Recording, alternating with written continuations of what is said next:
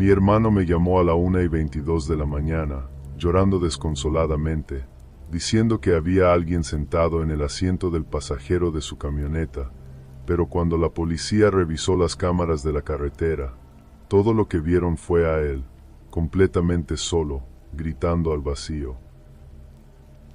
Hola, me llamo Diego Morales, soy de Monterrey, Nuevo León, y trabajo en una gasolinera sobre la carretera Federal 85.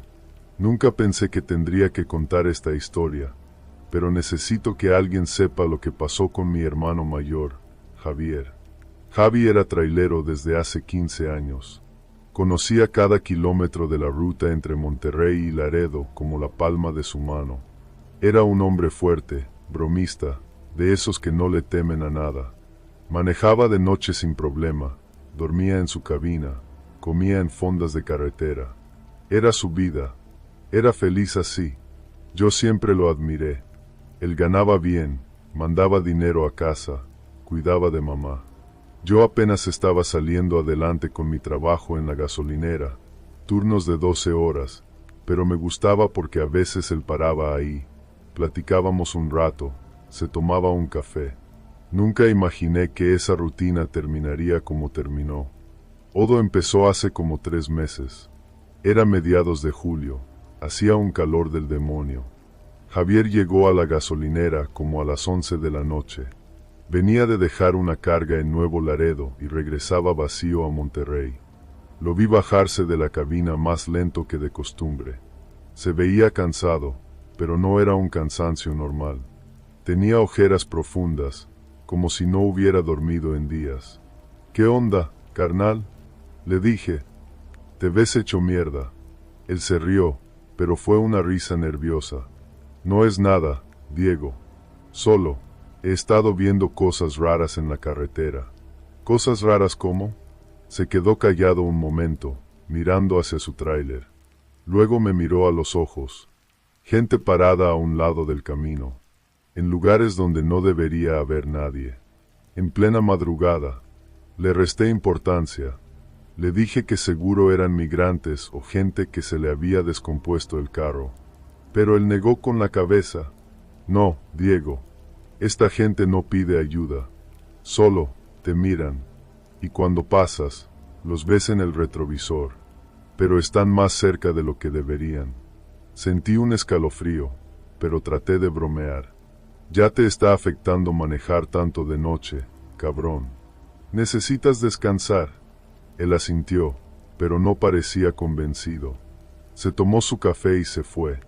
Antes de subirse a la cabina, volteó hacia mí y me dijo algo que no olvidaré. Si algún día te llamo y te digo que hay alguien en el tráiler conmigo, créeme. Las siguientes semanas, Javier empezó a cambiar. Cada vez que lo veía en la gasolinera, estaba más delgado, más pálido. Dejó de bromear. Apenas hablaba. Una noche, como a las 2 de la mañana, recibí un mensaje suyo. Era un audio de WhatsApp. Su voz sonaba temblorosa. Diego, no sé si estoy volviéndome loco, pero juro que escucho a alguien moverse en la parte de atrás de la caja. Oigo pasos, golpes, como si alguien estuviera tratando de salir. Pero cuando me detengo y reviso, no hay nadie. La carga va bien cerrada, con candado. Nadie puede entrar ni salir. Pero los ruidos siguen. Le respondí al instante. Le dije que fuera a ver a un doctor, que quizá tenía estrés o algo así. Pero él me contestó, ya fui. Me dijeron que estoy sano. Pero esto no es normal, Diego. A veces siento que alguien me observa desde el espejo retrovisor. Y cuando volteo, no hay nada. Pero la sensación no se va.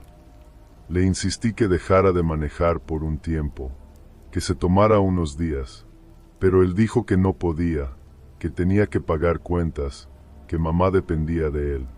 Yo me sentía impotente. No sabía cómo ayudarlo. Entonces pasó algo que me dejó helado. Una madrugada, Javier me llamó desde la carretera. Eran como las 4 de la mañana. Yo estaba dormido, pero su llamada me despertó. Diego, su voz sonaba aterrada. Está aquí. ¿Qué? ¿Quién está ahí? No sé cómo explicarlo. Hay alguien sentado en el asiento del copiloto. Me levanté de la cama de inmediato. ¿Cómo que hay alguien? ¿Levantaste a un pasajero? No, gritó. No subí a nadie. Estaba manejando solo, como siempre, y de repente, lo vi. Un hombre. Está sentado ahí, mirándome. No dice nada. Solo me mira. Javier, detén el tráiler ahora mismo. Llama a la policía. Ya lo intenté, pero no puedo detenerme. Cada vez que bajo la velocidad, él se acerca más. Puedo sentir su aliento. Huele a tierra mojada, a algo podrido. Yo estaba temblando. No sabía si creerle o pensar que estaba teniendo un episodio psicótico. Javi, por favor, mantén la calma. Dime dónde estás. Voy para allá.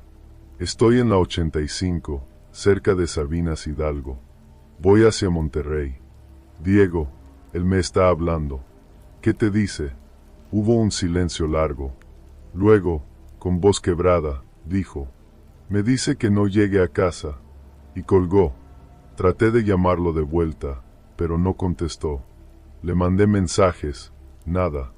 Desesperado, llamé a la policía estatal. Les expliqué que mi hermano estaba en problemas, que necesitaba ayuda. Me dijeron que enviarían una patrulla a buscarlo. Pasaron 2 horas, las peores 2 horas de mi vida. Finalmente, recibí una llamada de la policía. Me dijeron que habían encontrado el tráiler de Javier estacionado en el acotamiento, cerca de la salida a Sabinas Hidalgo. Javier estaba dentro de la cabina, temblando, sudando, en estado de shock. Según el oficial que me habló, Javier no dejaba de repetir que él todavía estaba ahí, que no se había ido, pero cuando revisaron la cabina, no había nadie más. Me pidieron que fuera a recogerlo porque no estaba en condiciones de manejar.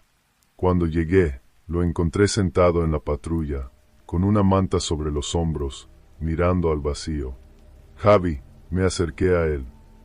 ¿Estás bien? Me miró como si no me reconociera. Luego, muy despacio, asintió. Se fue, susurró. Pero me dijo algo antes de desaparecer. ¿Qué te dijo? Javier tragó saliva, y sus ojos se llenaron de lágrimas. Me dijo que volvería, que siempre vuelve por los que manejan solos de noche, que yo ya lo había visto demasiadas veces, y que ahora él me conocía. Los policías me dijeron que revisaron las grabaciones de las cámaras de tráfico de la autopista. Yo les pedí que me las mostraran. Lo que vi me dejó sin palabras. En las imágenes, se veía claramente el tráiler de Javier manejando por la carretera. Luego, de repente, el tráiler comienza a hacer movimientos erráticos, como si Javier estuviera esquivando algo. Pero en el video no hay nada en la carretera. Nada. Luego, el tráiler se detiene bruscamente en el acotamiento. La cámara enfoca la cabina, y lo que vi me heló la sangre. Javier estaba solo, completamente solo. Pero él estaba gritándole a alguien. Movía la cabeza, como si estuviera conversando. Gesticulaba con las manos. Se tapaba los oídos. Se encogía, aterrado. Pero en la cabina no había nadie más que él. Después de esa noche, Javier no volvió a manejar. Dejó su trabajo como trailero. Se quedó en casa con mi mamá, pero ya no era el mismo. Apenas hablaba. No salía de su cuarto. A veces lo escuchaba llorar en la madrugada. Yo traté de ayudarlo. Lo llevé con doctores, psicólogos, hasta con un sacerdote. Pero nada funcionaba. Él insistía en que eso todavía lo seguía. Que a veces, en la noche, escuchaba golpes en la ventana de su cuarto. Que veía sombras paradas al pie de su cama. Mamá estaba desesperada. Yo también. Entonces, hace 3 semanas, Javier desapareció. Una noche, simplemente se fue. No dejó nota, no avisó a nadie. Cuando me di cuenta, su cuarto estaba vacío. Su ropa seguía ahí, su celular también. Pero él no. Lo buscamos por todas partes. Pusimos denuncias, hicimos carteles, preguntamos en hospitales y albergues. Nada, hasta que, 5 días después, recibí una llamada de la policía de Sabinas Hidalgo. Habían encontrado a Javier. Estaba caminando por la carretera federal 85, en plena madrugada, descalzo, en medio de la nada. Cuando lo detuvieron, él no recordaba cómo había llegado ahí. No recordaba haber salido de casa, pero había algo más. Cuando los policías revisaron su cuerpo, encontraron marcas en sus brazos, moretones en forma de dedos, como si alguien lo hubiera estado sujetando con fuerza, y en la palma de su mano derecha, con algo que parecía ceniza, alguien había escrito una palabra. Pronto. Javier está internado ahora, en un hospital psiquiátrico en Monterrey. Los doctores dicen que tuvo un brote psicótico severo, que su mente se quebró por el estrés y la falta de sueño, que las marcas en sus brazos se las hizo él mismo, en un estado de delirio. Pero yo sé que eso no es cierto, porque hace 2 noches fui a visitarlo. Estaba sentado en su cama, mirando por la ventana. Cuando me acerqué, volteó hacia mí y me dijo algo que me dejó sin aliento. Diego, él está aquí, en el hospital. Lo veo todas las noches, parado en la puerta de mi cuarto. Solo me mira, esperando. Le pregunté quién era, qué quería. Javier sonrió, pero no era la sonrisa de mi hermano. Era la sonrisa de alguien que ya se había rendido. Es el pasajero, Diego, el que todos los traileros ven alguna vez. El que sube a tu cabina cuando manejas solo, de noche, por carreteras vacías. El que te acompaña, hasta que decides que ya no quieres seguir manejando. ¿Y qué pasa cuando dejas de manejar? Le pregunté, con la voz temblorosa. Javier me miró a los ojos, y en ese momento, juro que vi algo detrás de él. Una sombra, alta, inmóvil. Entonces, susurró Javier, él te lleva de regreso a la carretera. Y esta vez, ya no regresas. Desde entonces, no he vuelto a ver a mi hermano. Los doctores dicen que está estable, pero que no quiere recibir visitas, que necesita tiempo. Pero yo sé la verdad, porque anoche, mientras cerraba la gasolinera, vi un tráiler detenerse en la entrada. Era viejo, oxidado, sin placas. El conductor no se bajó, solo se quedó ahí, con el motor encendido. Me acerqué para preguntarle si necesitaba algo, y cuando llegué a la ventanilla, reconocí al conductor. Era Javier, pero sus ojos estaban vacíos, sin vida, y en el asiento del copiloto había alguien más, alguien que me miró fijamente, y sonrió. Javier arrancó el tráiler y se fue. Desapareció en la oscuridad de la carretera.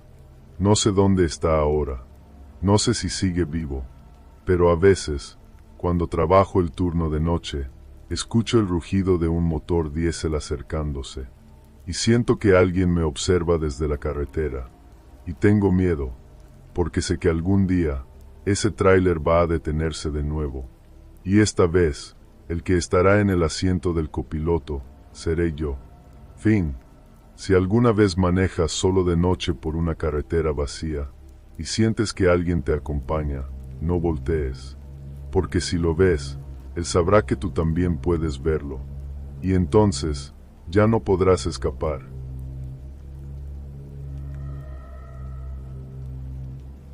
Encontraron el tráiler de mi padre abandonado en medio de la carretera, con el motor encendido y las luces prendidas, pero la carga que llevaba no existía en ningún registro, y las 47 cajas que transportaba estaban llenas de tierra mojada y fotografías de personas que llevaban desaparecidas más de 20 años. Me llamo Sofía Hernández, y soy despachadora de una empresa de logística en Guadalajara, Jalisco. Trabajo coordinando rutas y cargas para camiones de transporte. Es un trabajo normal, de oficina, nada del otro mundo. Mi padre, Roberto Hernández, fue trailero toda su vida. Desde que tengo memoria, lo vi subirse a ese tráiler rojo con blanco que era su orgullo. Conocía cada ruta del país, de Tijuana a Cancún, de Monterrey a Tapachula. Era un hombre serio, responsable, de palabra. Nunca tuvo un solo accidente en 30 años de carrera. Él me enseñó todo sobre el oficio. Cuando yo era niña, a veces me llevaba en viajes cortos. Me contaba historias de la carretera, me enseñaba a leer mapas, me decía que las carreteras tienen su propio lenguaje. Nunca pensé que tendría que buscar ese tráiler como lo hice. Nunca imaginé lo que encontraría cuando lo hallara. Todo comenzó hace 6 semanas, un martes de septiembre. Mi padre tenía un viaje rutinario. Debía llevar equipo electrónico desde Guadalajara hasta Chihuahua, una ruta que había hecho cientos de veces. Salió el lunes por la tarde, como siempre. Me mandó un mensaje cuando arrancó. Nos vemos el jueves, mija. Cuida a tu mamá. Esa fue la última vez que supe de él por mensaje. El miércoles, como a las 2 de la mañana, recibí una llamada suya. Me despertó sobresaltada. Contesté de inmediato. Papá, ¿estás bien? Su voz sonaba rara, distante. Sofía, necesito que me ayudes a confirmar algo. Claro, dime. ¿Qué pasa? La carga que llevo, ¿tú la registraste? Me senté en la cama, confundida. Sí, papá. Equipo electrónico para Chihuahua. ¿Por qué? Hubo un silencio largo. Demasiado largo. Sofía, abre el sistema. Revisa el número de guía que te voy a dar. Me levanté, fui a mi laptop. Mientras la encendía, le pregunté. ¿Qué pasa, papá? ¿Hay algún problema con la carga? Solo, revísalo. El número es Guadalajara 2847 Chi. Abrí el sistema de la empresa. Busqué el número de guía.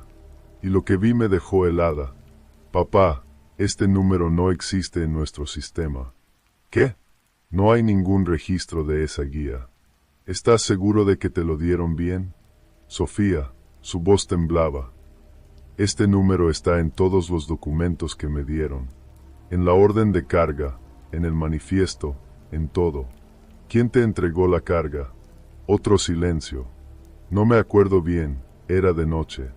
Un hombre en el almacén del sector 7. Me dijo que era urgente, que tenía que salir esa misma noche. El sector 7 del almacén había estado cerrado por remodelación desde hacía 2 meses.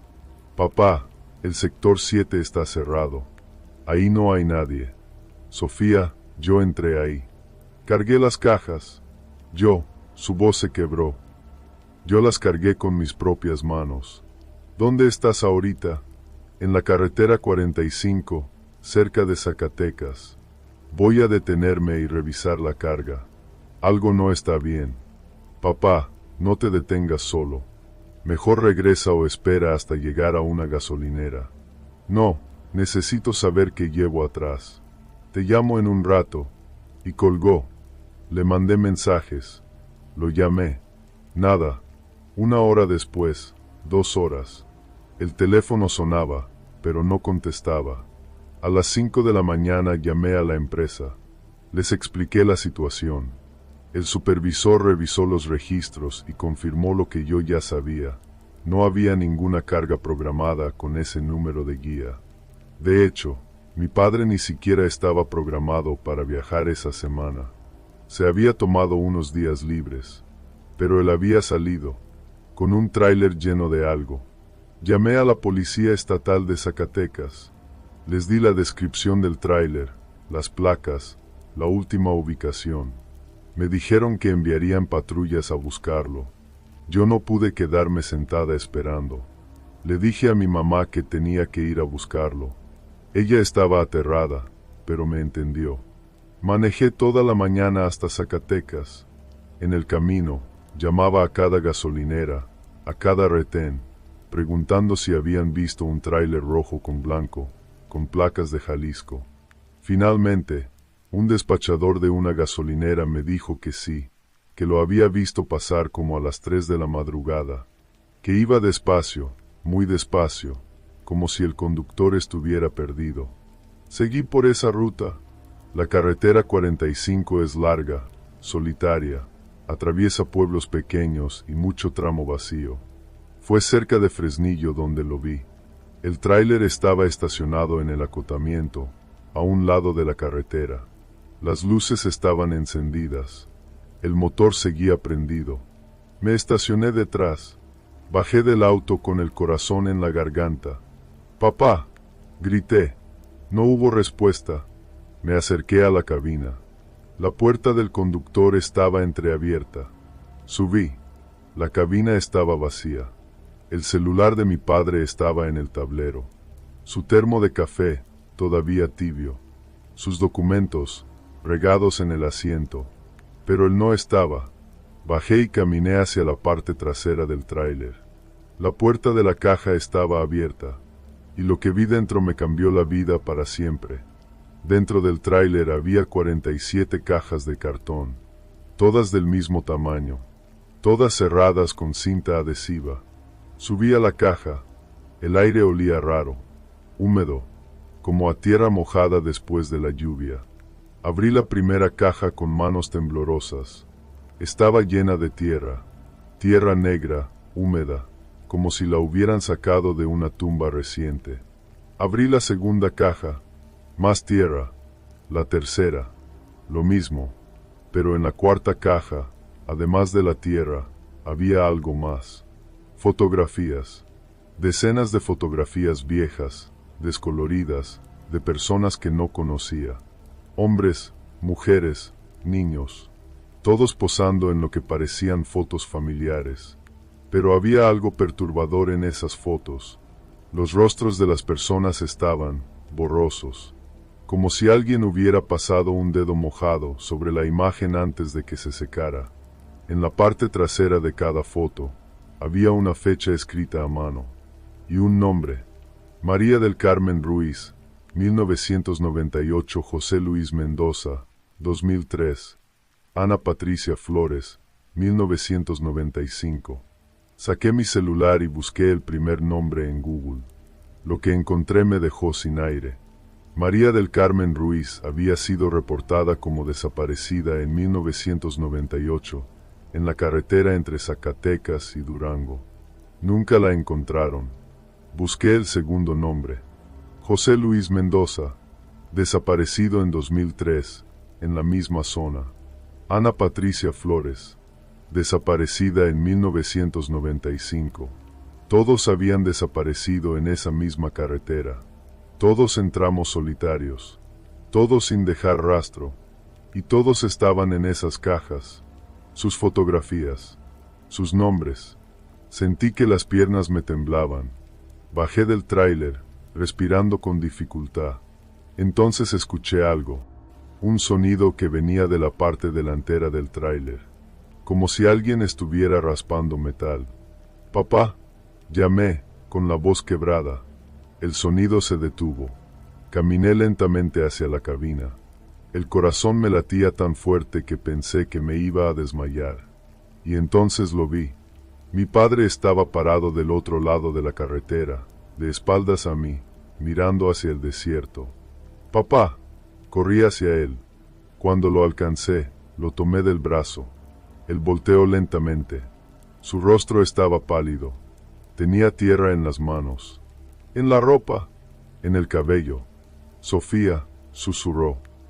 «Tengo que entregarla». «¿Qué? ¿Entregar qué?» «Papá, ¿qué es esa carga?»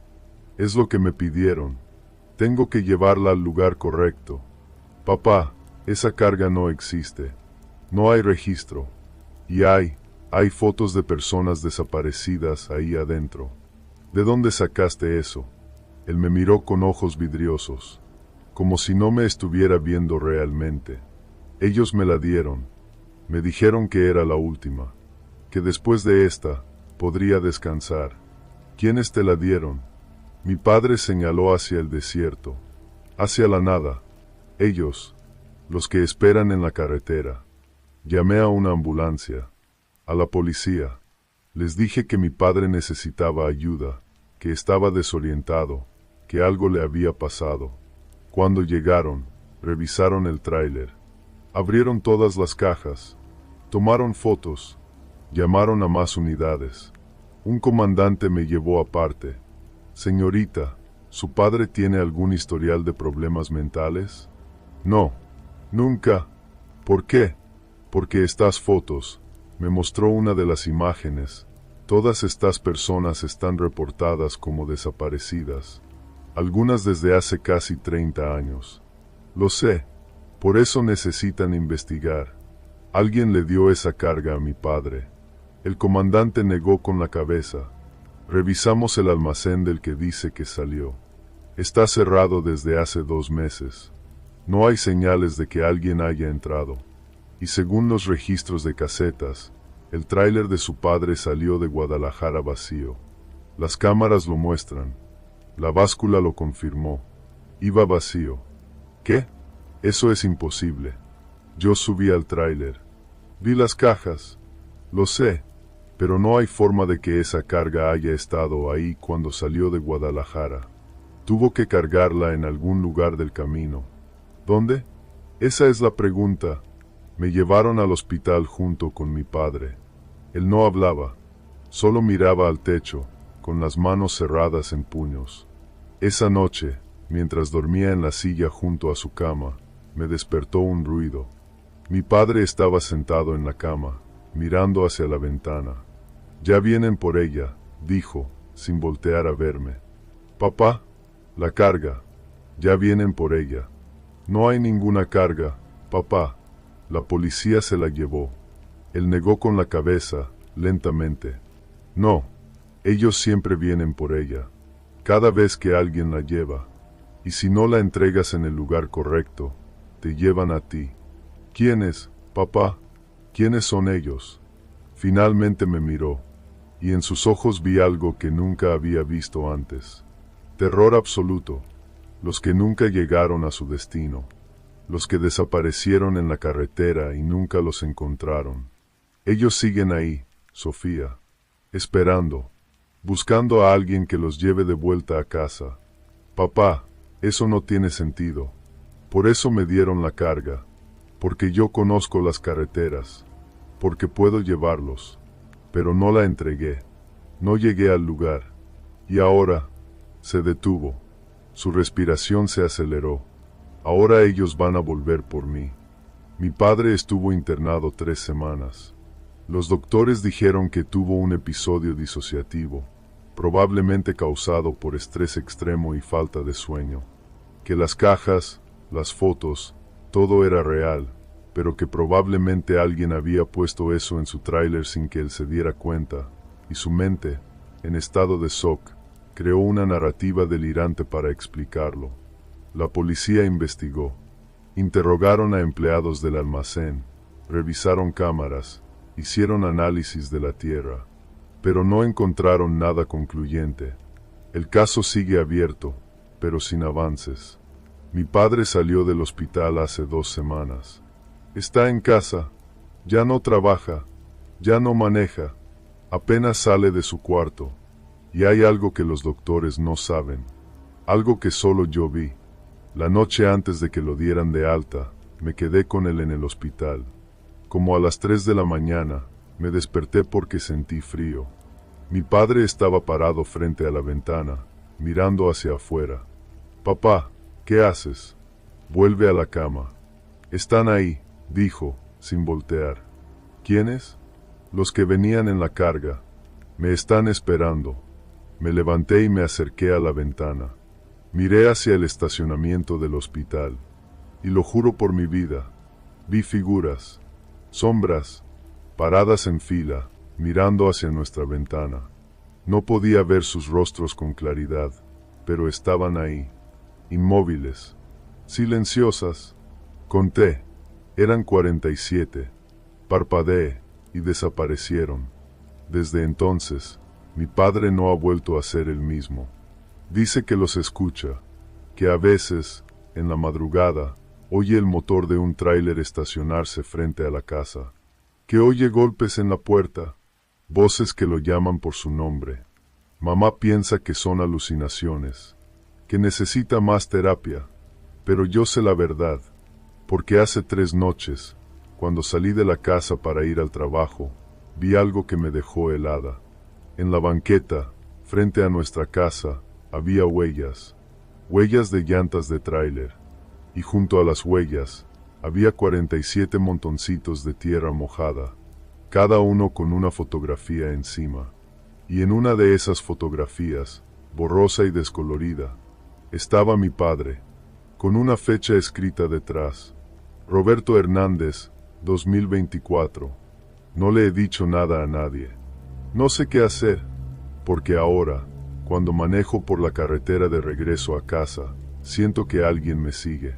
Y a veces, cuando me detengo en un semáforo, veo por el retrovisor un tráiler rojo con blanco, con las luces encendidas. Y el conductor es mi padre, pero sus ojos están vacíos. Y en la caja del tráiler, sé que hay 47 cajas esperando. Y una de ellas tiene mi nombre.